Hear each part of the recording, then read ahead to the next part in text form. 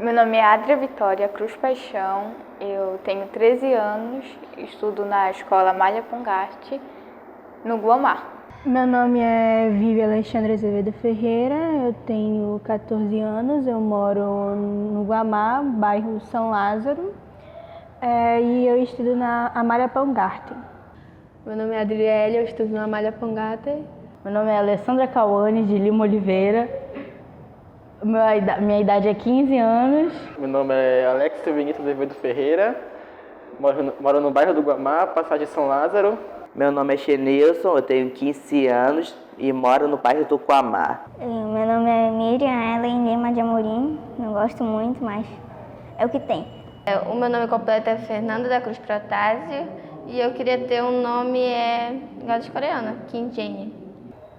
Meu nome é Azaf Martins Gonçalves. Eu moro aqui no bairro do Guamá quase toda a minha vida. O meu nome é Ana Beatriz e eu estudo no Amália.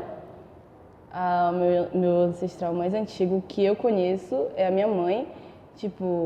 E eu vou falar de quando ela veio para cá, para Belém, porque a minha mãe ela era de Manaus.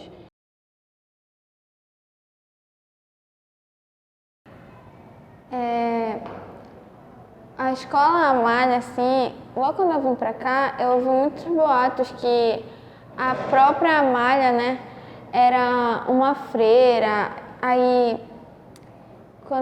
logo quando eu entrei pra cá, a gente ia na sala da biblioteca, aí tinha um quadro dela assim pendurado que dava um pouco de medo, que ficava só, logo quando a gente entrava, dava de cara com o quadro da Amália, assim, por ela ser uma imagem muito antiga. Sei que ela foi uma professora, foi a primeira professora da escola, que inclusive a escola não era localizada aqui, ela era localizada na São Lázaro. Em 65, a escola passou pela sua primeira reforma e passou a se chamar Amália Pongarte, por homenagem a uma professora que se chamava Amália Lídia Pongarte Paiva, se não me engano é Paiva. E em 1976, Ela nasceu em 1880 e faleceu em 1925. Ela era a primeira professora da Amália, que antes era chamada de República da Venezuela, e também ela era uma professora muito estudiosa. Ela era boa em português, matemática, francês. Que falaram que tinha o fantasma dela que passava por aqui na chuva ou de noite. Aí, pelo fato disso, eu sempre tive medo de passar por aqui. Quando eu estava na Monte Serrate, quando me falaram essa história, eu não queria vir para aqui, para Amália. Eu queria ir para outro lugar. Só que, né, pelo fato disso, eu vim para cá. Eu já ouvia boatos de que a fundadora da Amália estava enterrada aqui. Só que eu não sabia onde ela estava enterrada, mas ela estava enterrada aqui. Foi o que eu ouvi antes de eu chegar aqui. Eu já tinha ouvido esses boatos.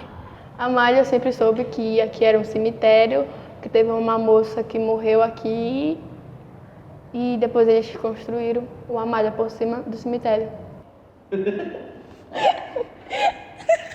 Tá, quando eu cheguei aqui, falaram pra mim que a Amália tinha morrido na escola e que enterraram ela aqui, mas eu fiquei sabendo que não foi isso. Só tinha inventado pra mim. Inclusive, eu tinha muito medo do quadro da Amália. Acho que uma que eu mais tinha medo era que a Amália era uma professora, foi a primeira professora daqui da escola. E ela morreu e enterraram ela debaixo da escada. A Amália morreu aqui e fizeram antigamente aqui era um cemitério e às vezes quando chovia enchia todo o cemitério e ela ficava em cima de uma pedra. Foi o que um porteiro me disse. A mãe veio de lá, de Manaus, por conta da minha avó, porque a minha avó era muito agressiva com ela, então ela veio de lá com 18 anos. Muito cedo pra vir pra cá, né? Não tão cedo, mas ela veio sozinha, porque a minha avó ela era muito agressiva. A minha mãe trabalhava na roça lá, porque ela ia para o interior para ajudar minha avó a trabalhar na roça. E minha mãe tinha uma convivência meio pesada assim, com a minha avó, sabe? Porque a minha avó era de um tipo que ela tinha meio que uma dependênciazinha do padrasto da minha mãe.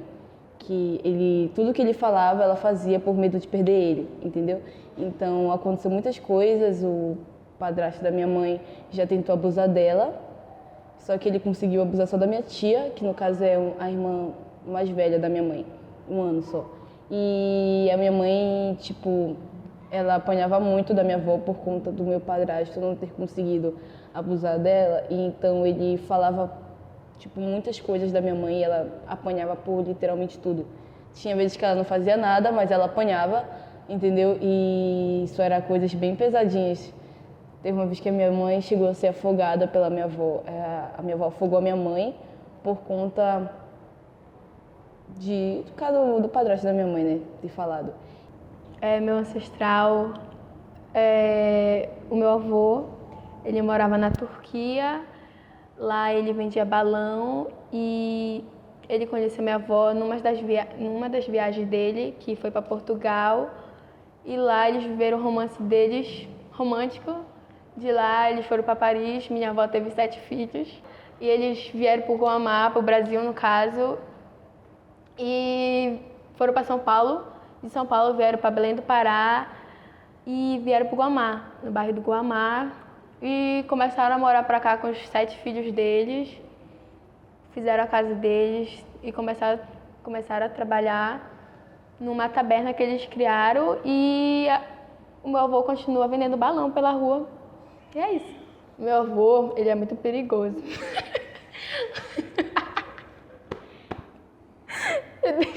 É verdade mesmo, peraí.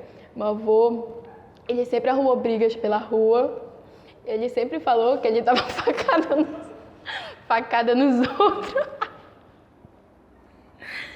Ele dava facada nos outros. Ele quase foi pra prisão porque, cara, ele dizia que ele era um cara muito bravo e em qualquer lugar que ele tava, ele arrumava confusão.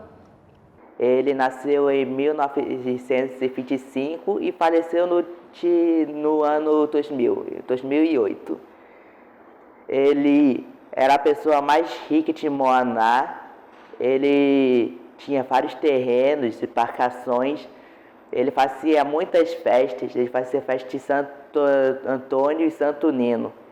Realmente ele era uma pessoa muito rica. Ele tinha 12 filhos com a minha bisavó, Maria Nunes. E também ele era uma pessoa que fazia muitos churrascos. Ele era uma pessoa que gostava muito de fazer festa. Ele distribuía para a população em geral de Moaná. Ele gostava de tomar uma cachaça bastante, né? Ele realmente bem alcoólatra. Mas ele até que era bacana. Ela mora em Soure. Ela mora em Soure. Ela mora mais ela não mora no centro, ela mora mais afastada do centro. Tanto que onde ela mora fica perto de uma praia. Tem 102 anos. Ela mora em Soure. Os pais dela... O pai dela veio da África, sendo angolano, e a mãe dela do Acre. Vieram para cá pro Pará quando ela tinha 3 anos. Ela nasceu no Acre, que o pai dela veio para cá trabalhar. Só que eu não sei o que foi que houve, que ele pegou um ônibus errado e foi parar no Acre e não conseguiu voltar. E vieram para cá pro Pará, vieram para Belém. Não conseguiram arranjar emprego aqui, até que eles conseguiram uma fazenda em Soure. De lá eles foram para Soure, conseguiram comprar uma casa lá e ela mora lá até hoje. Uma coisa que eu sei sobre a minha avó, que é a Yumi, que eles são lá do Japão. E o que eu sei é que ela veio na época que alguns japoneses vieram aqui para Belém e que ela conheceu meu avô. Aí teve um monte de história, sei lá o quê. Mas uma coisa que eu sei é que ela era mexida com muita coisa espiritualista. Uma delas eram os Onis, que são esses demônios do Japão. E que uma vez, dizendo ela, um Oni veio até a casa dela, pegou uma espada e queria matar ela. Só que ela conseguiu acordar antes e, de algum jeito, dizendo ela, matou o Oni, de certa forma. O meu bisavô, que ele tinha ascendente de negro, que foi na escravidão, ficou perdido na floresta. Nisso que ele ficou perdido na floresta, os índios, pensavam que ele queriam, roubar lá, uma coisa assim. E pegaram ele e ele foi preso. A minha avó lá era de uma família bem importante da tribo lá. E ela viu ele e se apaixonaram, né, pela primeira vista. Nisso que eles se apaixonaram, ela ia de noite, falar, conversar, até que um dia eles fugiram e vieram pra cá, pra Belém. É meu avô. O nome dele é Park Ji-won, ele é sul-coreano. E ele se casou com a minha avó chamada Dona Onete. A minha avó, ela é paraense, ela dança carimbó e é cantora. E o meu avô, ele morava na Coreia e ele tinha um sonho de ser dono de empresa, né?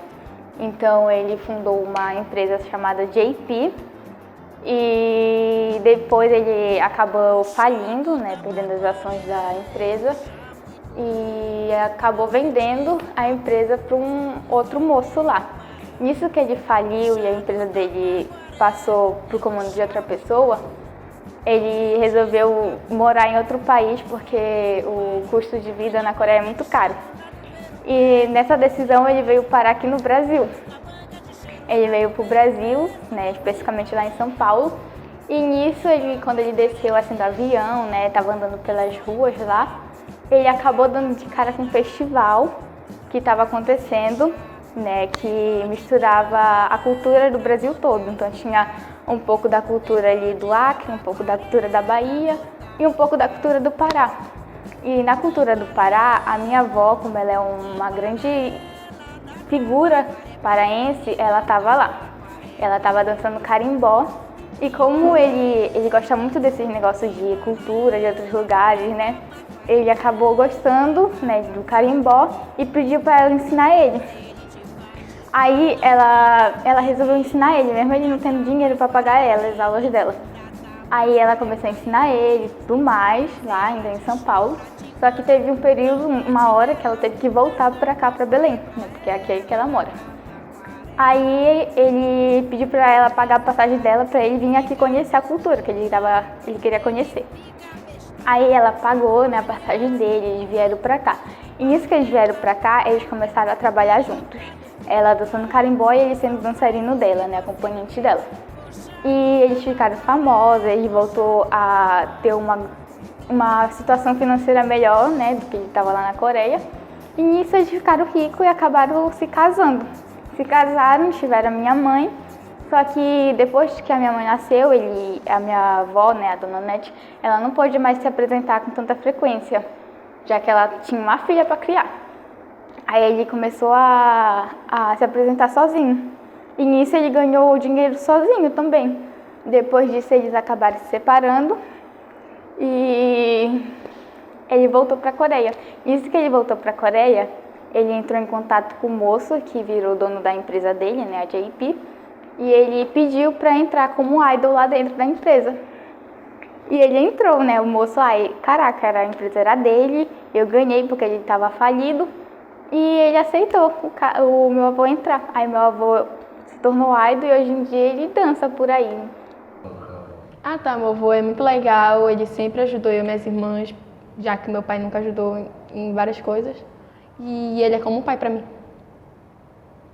Tá bom, bora parar que eu me emociono quando eu falo do meu avô. Meu ancestral mais antigo que eu conheço, assim, é a minha bisavó. Vou falar a história? A minha bisavó, ela era bisneta, na verdade, do rei Gessu. E ela veio aqui para o Brasil no tempo lá do tráfico de escravos, né? Ela veio para o Brasil. Aí ela conheceu lá o marido dela lá.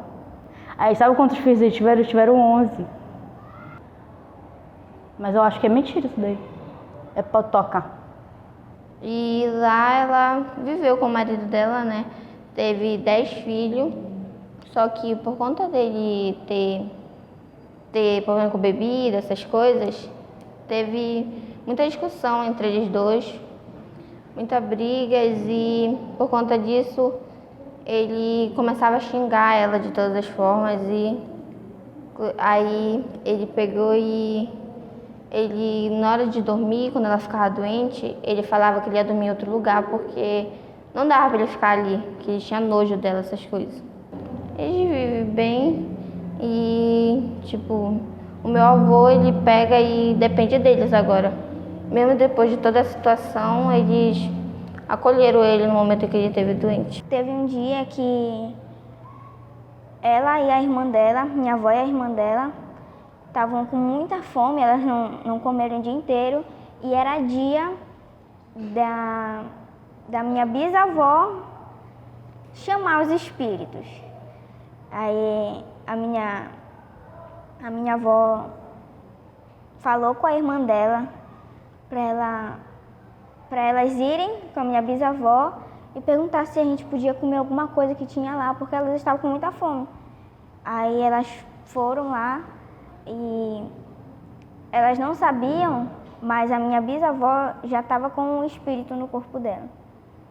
E elas não sabiam disso, então elas foram lá, perguntaram para minha bisavó se elas podiam comer alguma coisa que tinha lá. E a minha bisavó só girou assim, olhou bem no fundo do olho dela e falou: não é ela que está aqui. Então meio que a alma dela já não estava mais no corpo dela, já era outra pessoa. Elas não reconheceram aquele olhar. Mas aí passou. Ela conseguiu ter um emprego aqui, ela chegou, ela morava em Ananindeua, que no caso foi lá onde ela me teve. E ela conheceu meu pai, que era um perrapado, mas eu gosto do meu pai, eu gosto.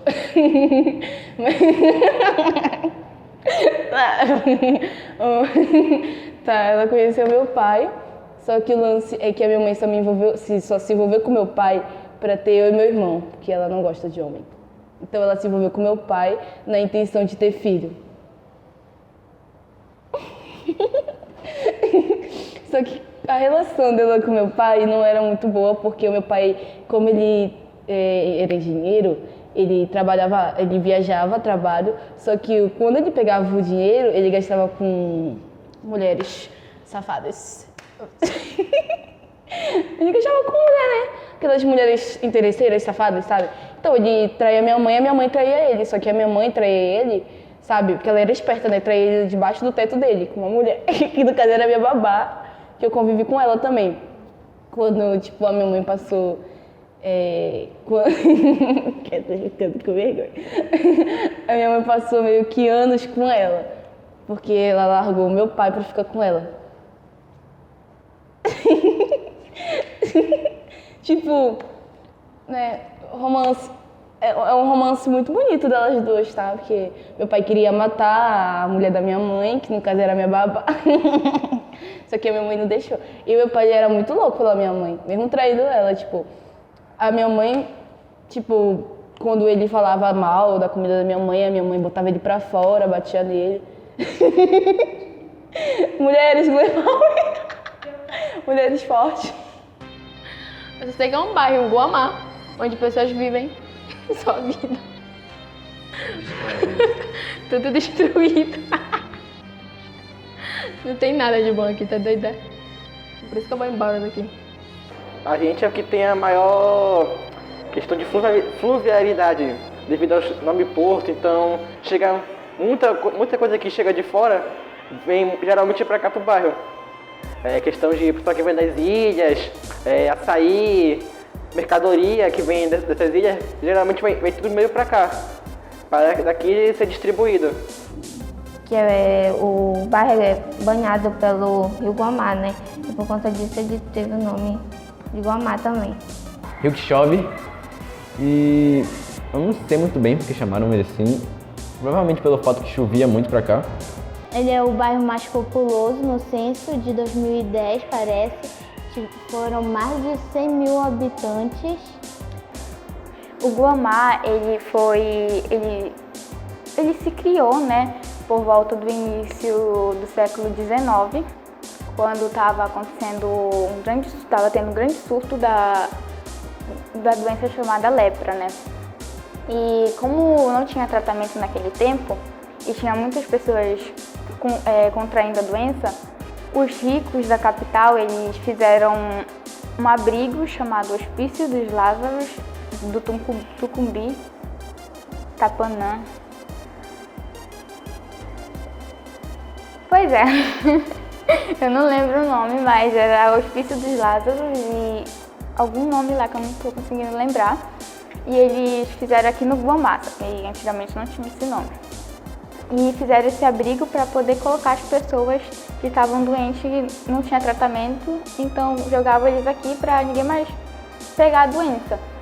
E como naquele tempo não tinha nenhum tratamento nem nada, as pessoas, os doentes, né, que tinham a lepra, eles eram jogados aqui e não tinham... eram maltratados, não tinha uma alimentação boa, não tinha nada de bom aqui. Aí eles só ficavam aqui e eram abandonados pela população em si. E com essa situação, né, as pessoas que estavam lá nesse abrigo, né, eles começaram a sair, a fugir de lá e começaram a fazer suas casas pelas redondezas.